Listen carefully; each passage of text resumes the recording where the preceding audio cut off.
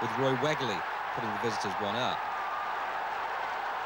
Over at Villa Park, Norwich were intent on an end-of-season flourish, only one defeat in their previous 5 away games. Raw Fox there with an unstoppable shot. Back to Anfield, where Liverpool was slipping into gear. Man of the match, Steve Nicol, foraging, cunning, setting up rush. Half a chance, halfway there. Into the second half at Villa, no doubt Graham Taylor exercised his vocal cords during the interval. Paul McGrath levelling.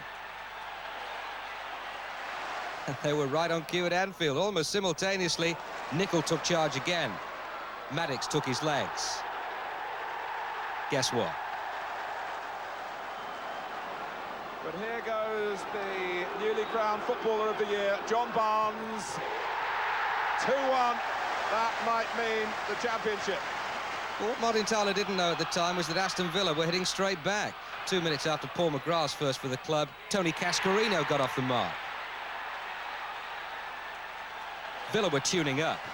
22 minutes left, the 0-1-2. Cowan's using a slide rule to put Platt in position for one of those delightful sidesteps. At Anfield, they were tuning in. All Kenny could do was sit and wait. Liverpool hanging on, possibly thinking of Derby on Tuesday. Villa were cruising, and then all of a sudden someone pressed the self-destruct switch. Own goal, Derek Manfield. With minutes remaining, a long ball by Sherwood hit in hope and into the heart of Villa's 3-man back 4, found only one of them remotely close to Robert Rosario.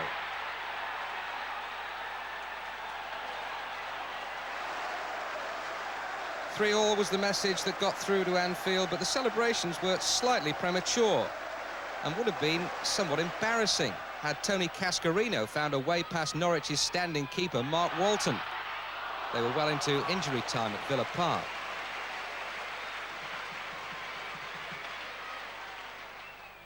But by the time Liverpool had done a lap of honour and retreated to the dressing room, celebration time was well and truly underway, and well and truly deserved. Last year, you can never raise it from the record books, but they got so close last year to winning the double for the second time in almost 3 or 4 years. And they've done it again this year. And the consistency is undisputed. The performances throughout the whole season have been as good as anybody else's and better than most. That's why they've won it. Their own morale, having lost the previous 4, a source of pre-match encouragement would have been an identical run by Charlton. Nigel Worthington squaring for David Hurst. That was shortly before half-time. Charlton, already relegated and playing their last home match in the First Division for, well, who knows how long, looked like depriving Wednesday of a couple of priceless points when Andy Jones slid in at the near post after 52 minutes. But Wednesday were far from finished as they ploughed forward yet again. There were 8 minutes left. Now, over at Kenilworth Road at this stage, Luton and Crystal Palace were goalless, but more of that in a moment. David Hurst, a sharp turn, brought his second of the match, his 16th of the season, and barring a dramatic finale at Kenilworth Road, First Division survival. It had just been one of those days for Luton against the FA Cup finalist Crystal Palace, so I suppose we're in a position to relax after successfully coming through their own version of the survival game. From Luton's point of view, it was frenetic stuff. But with a minute to go, Palace's luck ran out. Luton, 60 seconds away from the second division. Nothing fancy, but Ian Dowie's third in 3 games after 89 minutes keeps the relegation pot boiling for yet another week.